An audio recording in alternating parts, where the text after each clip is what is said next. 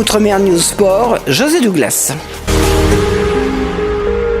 Tirage au sort des 32e de finale de la Coupe de France de football ce lundi 11 décembre au pavillon Dauphine dans le 16e arrondissement de Paris. Deux clubs de l'Outre-mer sont encore en lice. Il s'agit du Golden Lion de Saint-Joseph qui affrontera Lille dans le nord de la France. Écoutons Sylvain Armand, le directeur sportif de Lille et ex-grand défenseur du Paris Saint-Germain. Vous tirez une équipe de l'Outre-mer, vous connaissez un peu le football ultramarin?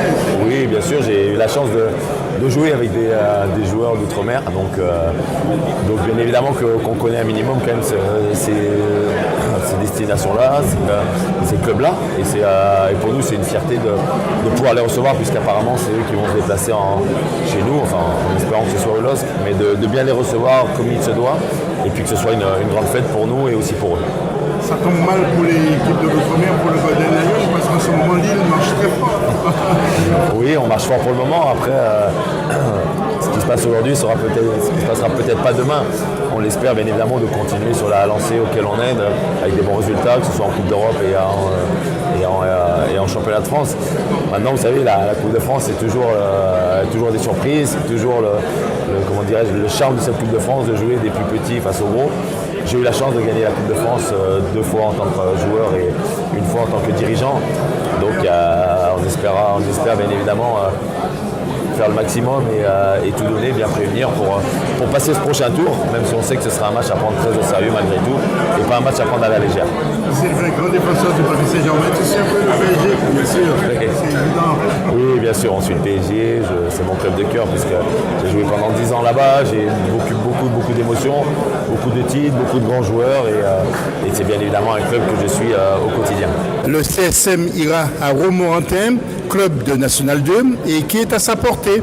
Écoutons le directeur sportif de Romorantin, Xavier Dudois. Très heureux de pouvoir jouer à domicile déjà, ça c'est la première des choses, parce que c'est vrai que sur les derniers tours on s'était déplacé, donc très heureux de pouvoir jouer à domicile, et qui plus est contre une équipe de Guadeloupe, donc on sait ce que ça représente aussi, donc forcément on est très content. Alors on a coutume de dire souvent quand il y a un club des Antilles qui vient en France métropolitaine en janvier, il va falloir qu'il gère le climat, etc. Ça joue aussi. Oui, forcément, c'est une donnée qu'on connaît forcément. Après, on sait aussi, sur un match, tout reste faisable, c'est le charme de cette coupe. Donc il faudra être forcément très sérieux et aborder ce match avec le plus de détermination possible. Est-ce que vous pouvez nous parler un peu du club de Romorantin? Oui, alors c'est un club qui évolue au niveau national depuis une trentaine d'années quasiment. C'est un club qui s'est fait éliminer par le passé en Guadeloupe. Alors, je ne dirai plus le nom du club exactement, mais il y a entre 15 et 20 ans, c'est fait éliminer en Guadeloupe. Donc on sera très méfiant quant à l'idée de recevoir une équipe de Guadeloupe, et en espérant pouvoir prendre notre revanche.